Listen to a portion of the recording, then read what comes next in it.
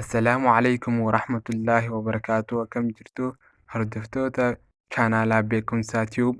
Guyyaa irraantanaa seenaa fooyya'insa Samsung, seenaa beekumsaa fi barnoota guddaa isiniif qabu qabannee dhiyaanneerra. Seenaa kana barnoota guddaa irraa argattu itti as dhiyaadhaa isiniin jenna. Ramadaan Kariim, baga baatii Ramadaanaatiin nu ga'e.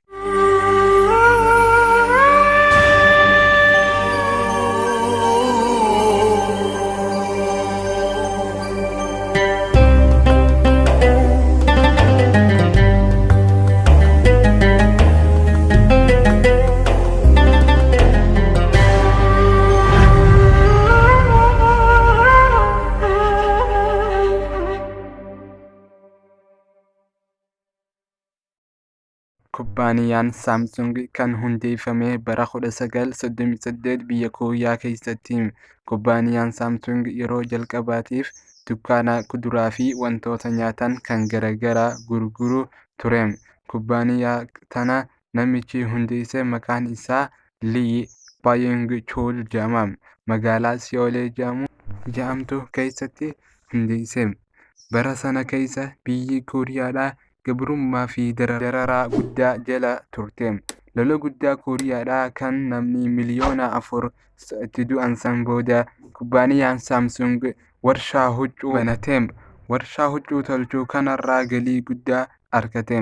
Bara 1969 keessa kubbaaniyaan Samsung elektiroonikii oomishuu achi tarkaanfate. Bara sana keessa elektiroonikiin ittiin dura warshaan Samsung oomishte televezyiinii kalara adiidhaa fi gurraachaan waa dabarsu.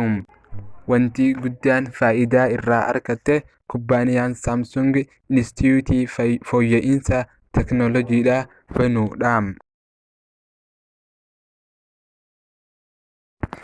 Bara 2000 keessa karaa moobaayilii oomishuutti achi tarkaanfatte.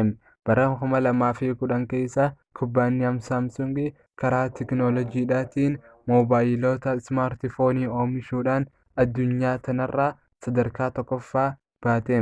Sadarkaa sanirraa illee kubbaaniyaa Nookiyaa jedhamtu darbite.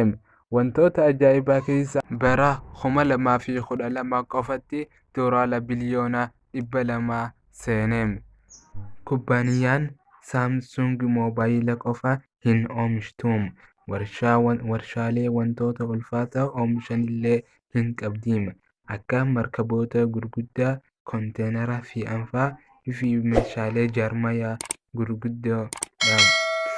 Akkuma namuu beeku gamoo addunyaa kanarraa ittiin dheertuu tan Burj Khalifa jedhamtu ijaarumsi isii keessaa harka guddaa kan qabu kubbaaniyaa Samsung. Sagantaa teenya tan har'aa asumatti dhaabbatti. Hanga sagantaa biraatiin walitti dhufnu daawwattoota keenya nagaatti isiniin jenna.